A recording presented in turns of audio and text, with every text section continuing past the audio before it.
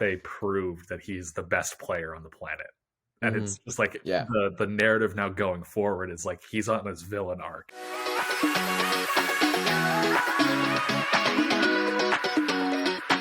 Hello, everybody, and welcome back to the Washed Athlete Podcast and another episode of This Week in Sports. If you're new around here, we are the Washed Athlete Podcast.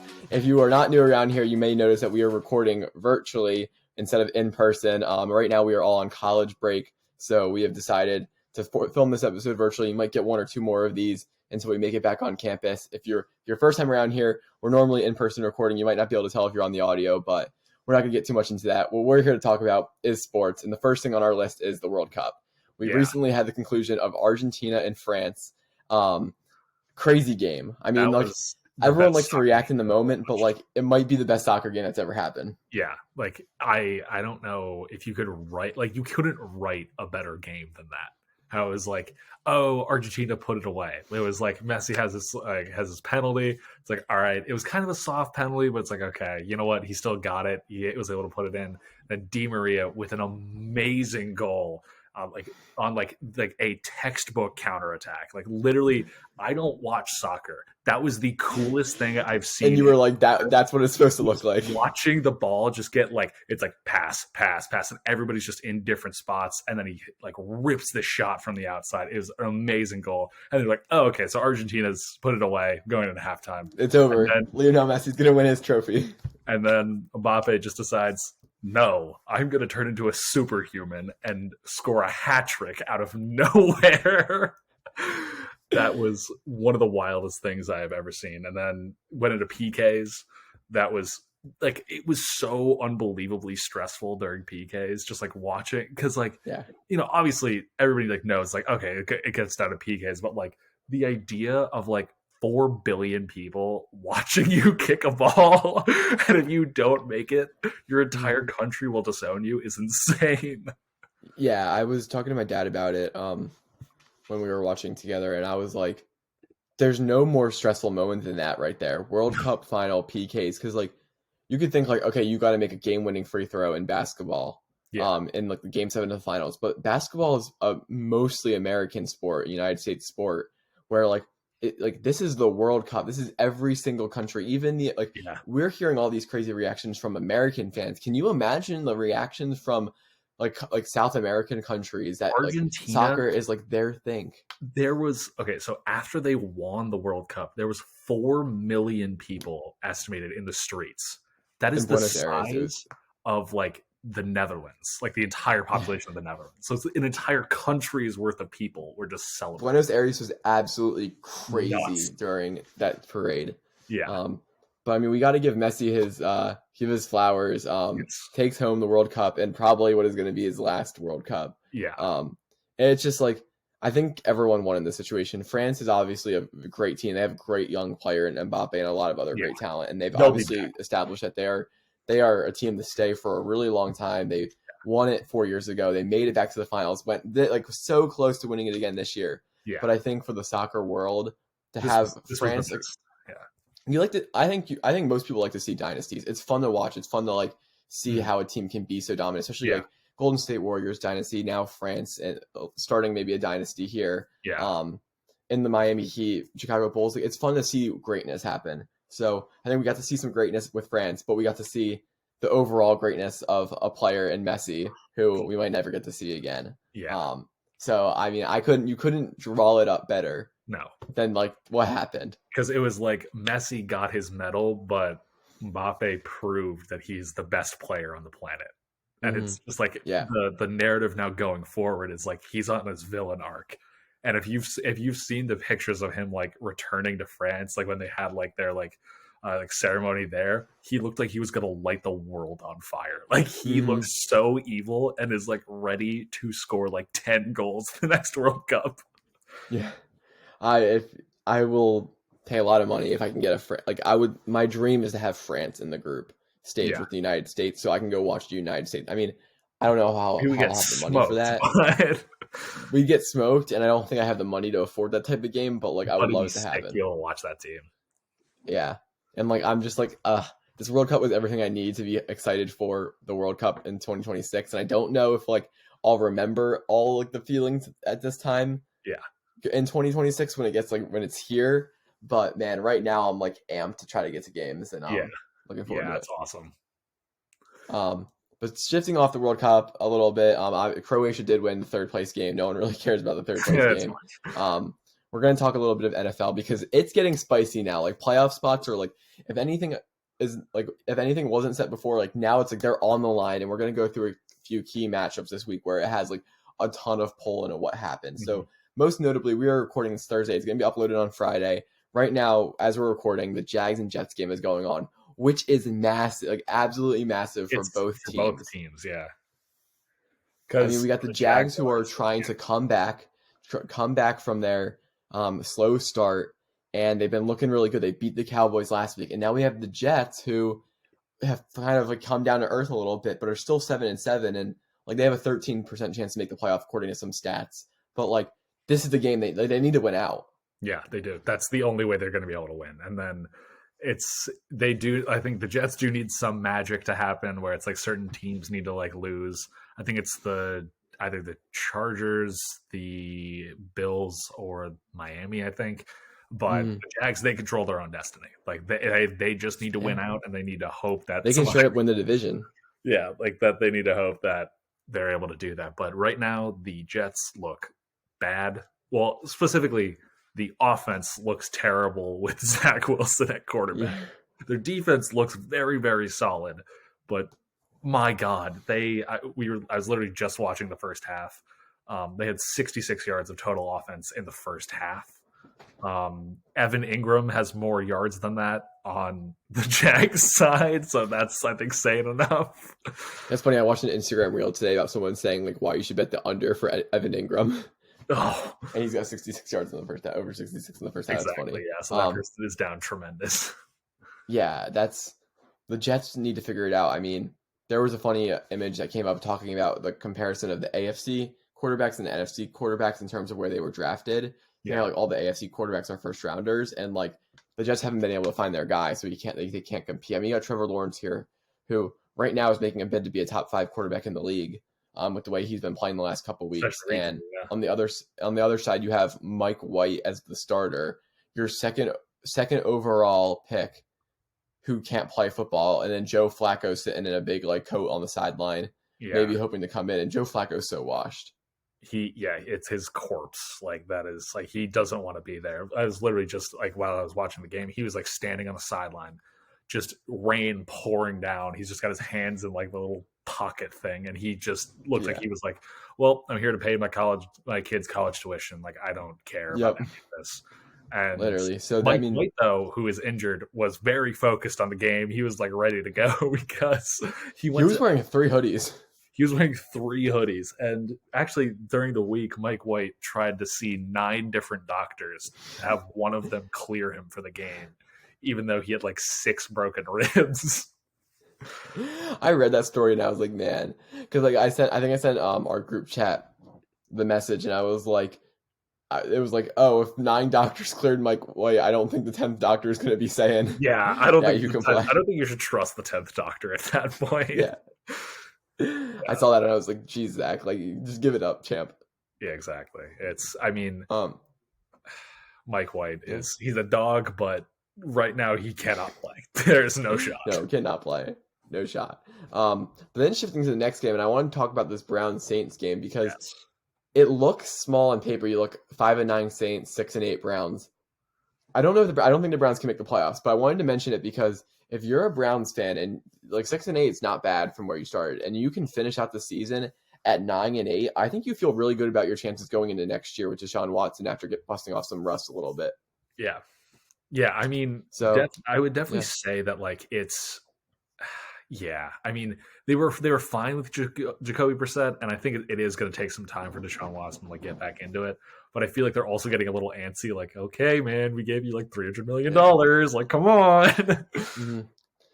And so I think if I was a Browns fan, being 9-8 to end of the year and being like we missed out on the playoffs, but like came on strong with Deshaun back, I'd be like, you know what, we're going to come into next year and really try to contend. Exactly. So I think as a Browns fan, this is just like you just want to win these games out. You don't care about the draft pick. I don't even know I don't even think Browns have their draft. It'd be like mid, they'd be fine, yeah. Yeah, but like you just want to like feel good. 9-8 feels like really good. if you're a Browns fan from this year. It's and then on the Saints side of things, they look at 5-9, and I want to talk about this for two reasons. The one reason is if they continue to lose, the Eagles draft pick that they have continues to go closer to number one. Yes. And then if the Saints win, you're talking about a legitimate world where they'll be 6-9 or whatever it is, and they're in the playoff hunt because the division is so bad. Like, this division is not over despite the Saints being 5-9.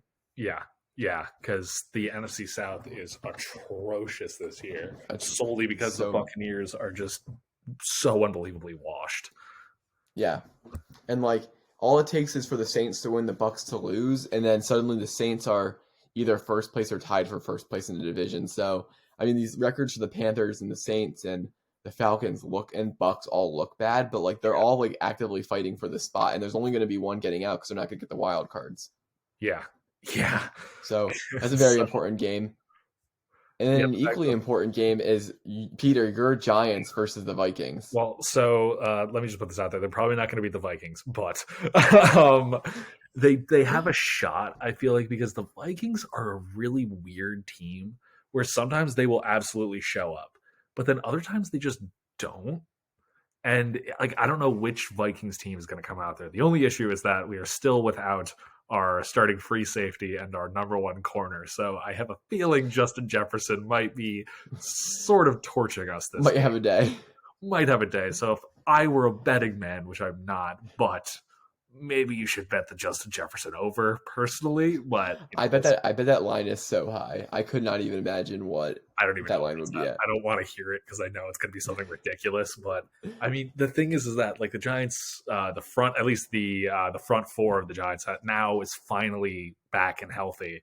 We have Azeez Ojulari, Leonard Williams, Dexter Lawrence, and Kayvon Thibodeau. And this last game, Kayvon Thibodeau looked like an absolute monster. Like, he was all over the place. He had like 12 tackles, 3 for a loss, a sack, fumble recovery, touchdown thing that was absurd. Thing. Exactly. So it like he's like coming into his own. It's like we have our front four. Our run defense is still awful because we have no linebackers that are good, which sucks. And then our offense is like, if they can shut down our run game of Saquon Barkley and Vanilla Vic, we're kind of screwed because we're down to. So we have our wide receiver 3 in Darius Slayton, and then we have, I think, wide receivers 7 and 8, I believe. So not surprising. The line for Justin Jefferson is 89.5. I would bet the over. God, yeah, I definitely bet the over. He's gonna have over 100 yards. It's not even gonna be a question. If you can get an alternate line over 150, I would consider hitting that. The alternate spread. Yeah. Oh my god. If I was a betting man. I'm not a betting man. We are not offering gambling advice. To be taken seriously. This is not betting advice. This is not legal advice. But it sounds like a pretty good idea. But it sounds like a good idea until it's not a good idea. Exactly. Yeah. So I'm not too confident about this game, but I think because if the Giants win like one of their next 3 games, they're essentially into the playoffs. It's like a 99% chance, I think. But it's like if they win like this game, if they win one of their next couple, and then like if the Commanders like lose one of their next couple, I think they're like guaranteed at that point. So I think they have a shot, and I don't think they'll go anywhere in the playoffs, honestly, because they're just injured to hell and they're just not that good. But I think it's more of like a moral victory of like, okay, we really turned this program around. It's very obvious that when we have our players on the field, we are a good team. But more of like, okay, we made it there. Cool. All right, let's look at next year. Yeah, for sure. And absolutely. Who knows what you'll shake out to be? You'll end up playing, if you're lucky enough and you can kind of push up into that upper realm as like the 5 seed, you could end up playing the 4 seeded like Bucks, or like if you can win out and get that 5 seed, then you can end up playing that AFC South winner, which would be, again, even a playoff win for someone like the Giants right now would be huge. Just because this wasn't supposed to be a contending year. No, it was absolutely a rebuilding year. So the fact that we were even in possibility to get into the wild card is insane. And the Vikings, on the other hand, have been a team that's kind of been skidding, and they go down 33-0 in Indianapolis, and they were in. I think they might have been in Viking Stadium, but they come storming back down 33-0 to make that a game. I don't know what kind of game that was. That was Jeff Saturday classic. That right was there. no, that was Matt Ryan, masterclass of joking. Matt Ryan put on a show as the Vikings came back down 33 to take that game. So, I mean, I don't know what to make of that, but Colts anyway, the Vikings are maybe good, maybe not, and it's like the Colts and the Vikings are like the two sides of the same coin. It's like the Colts can sometimes look very good, but most of the time they're bad. The Vikings can sometimes look bad, but most of the time they're good. The problem is that defense is really bad. Oh, the defense is historically bad. Yeah. Yeah. But hey, I guess we'll see. That game's just huge for if the Vikings continue to skid, they could fall down into a 3-seed position, which isn't the end of the world. But I think you're going to want to have home field against either the Eagles or the Niners if it comes to it. You definitely don't want to, especially if you're in Minnesota. You want home field advantage. Yeah, well, they play in a dome, so it doesn't matter. Oh, they do play in a dome. Right, I forgot about that. Yeah, but I still don't think you want to go on the road to. You definitely don't want to go on the road to Philly. It's an outdoor stadium. And you definitely don't want to go to the road to San Francisco where they have some really good fans over there. So yeah. But then the next game is the Bengals versus Patriots. And now, I don't think anyone thinks the Patriots are going to win this game because the Bengals are really good. Yeah, but the implications of this game, on the other hand, are really large because the Bengals are one game, I believe, outside of the Bills. And they're also one game. I forget what the Chiefs' record is. All I know is the Chiefs, Bengals, and Bills are really close in standings right now. Yeah. And if the Bengals lose this game, they really fall out of that. They have no shot there. If they win this game, then they're continue the hunt. But the Patriots also really need this game because it's the same thing with the Jets situation where they have a very low percentage, and mostly it revolves on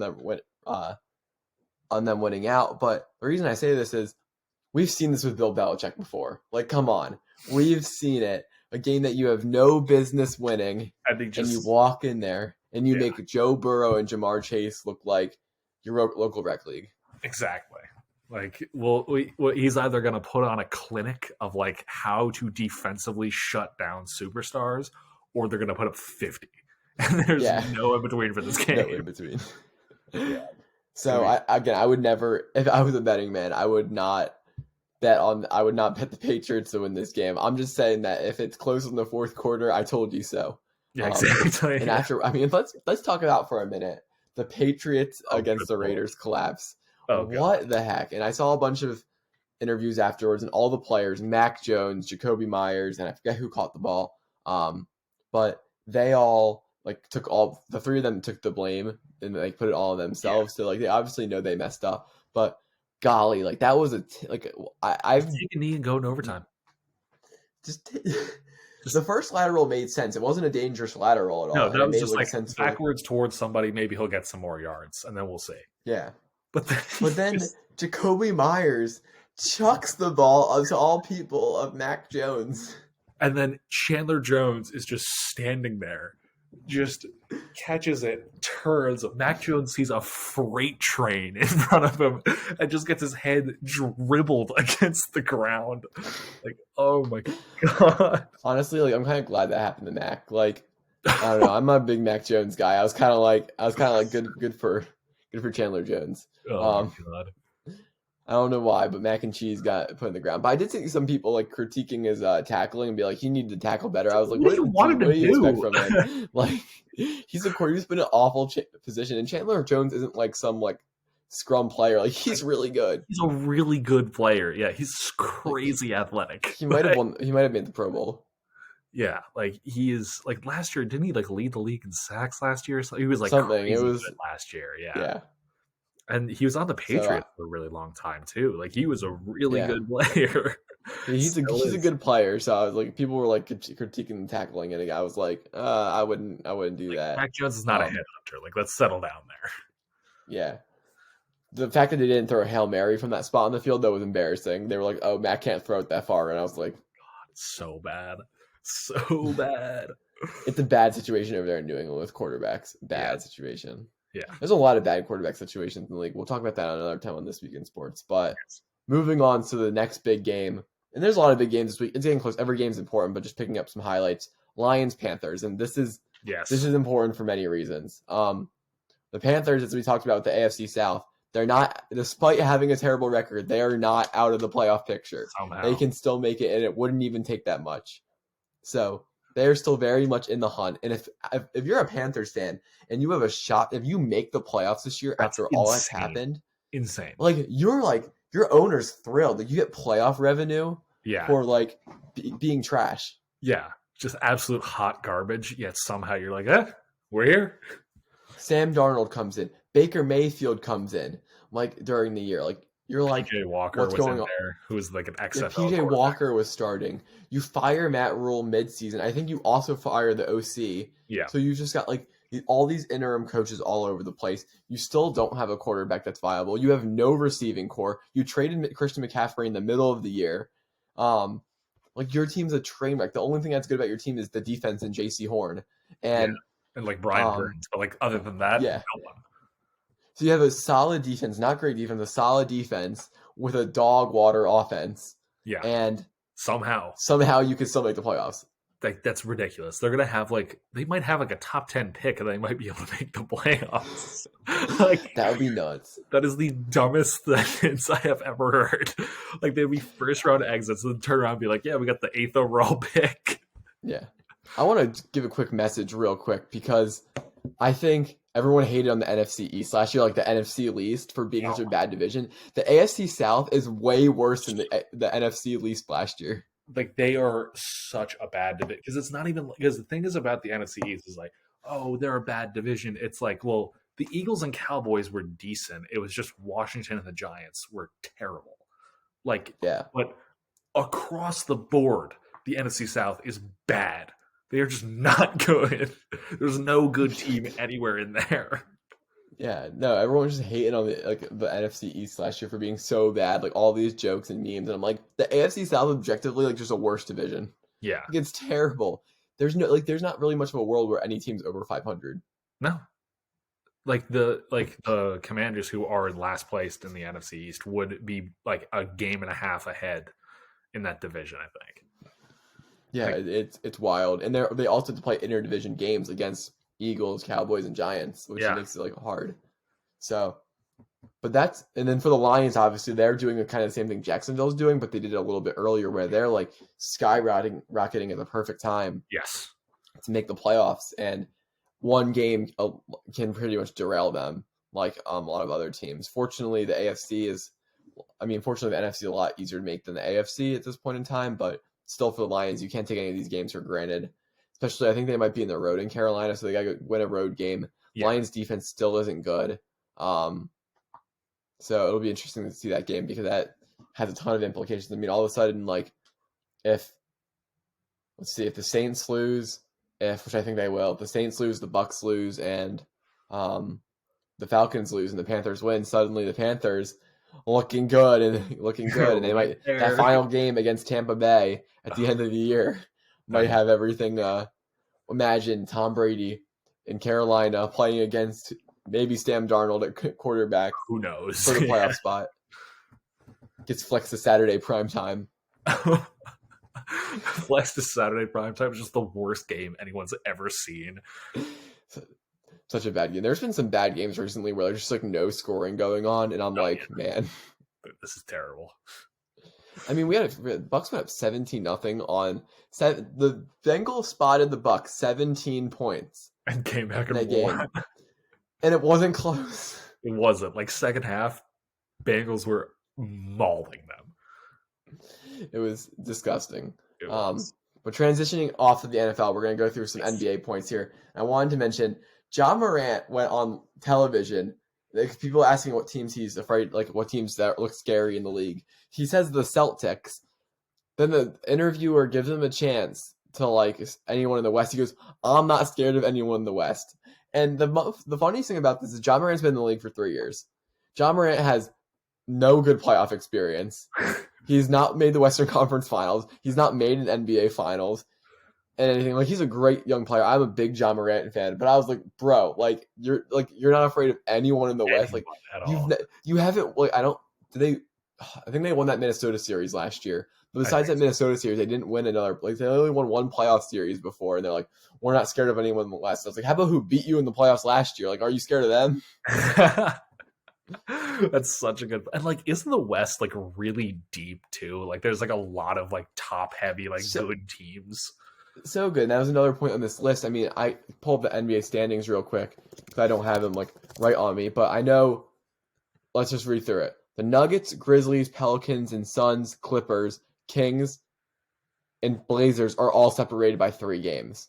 And if you go up to the top Crazy. 4, they're all separated. They're separated by less than a game. The Nuggets and Grizzlies are tied for 1-2. Pelicans 1 game back. Suns game 1 back. And then Clippers are 1.5 back. So when you're talking about a stacked list like that, like you're the Grizzlies, there's a very possible world which you slide down to the 6th seed in the West in like 2 days. Yeah, Like it takes that little time for you to slide back in the standings, and you're like, no, we're not afraid of anyone in the West. And I was like, we're gonna mention like, how about you just be like, you know what, Zion, that kid's great. A little bit scared of the Pelicans. or even like you don't even have to say you're scared. You could just say you're like, there's a lot of tough competition in the West, but like I think that like we have like the talent to be able to carry us like the way. It's like you put respect on everybody's name, but you still are confident. Like you could easily just say that, but he's like, nah, not scared, not at all. And is that an overrated? This is like bulletin board material. This is like this is when you lose the playoff series to the Pelicans, Everybody just and goes, like Zion Williamson goes on his what did you just say Instagram. right here? This is Like, freezing cold takes. This is freezing cold takes retweeting a tweet. This is Zion Williamson posting a story like no one's like not afraid of anyone in the West. Like this Yeah, is like literally. this is a bad scene.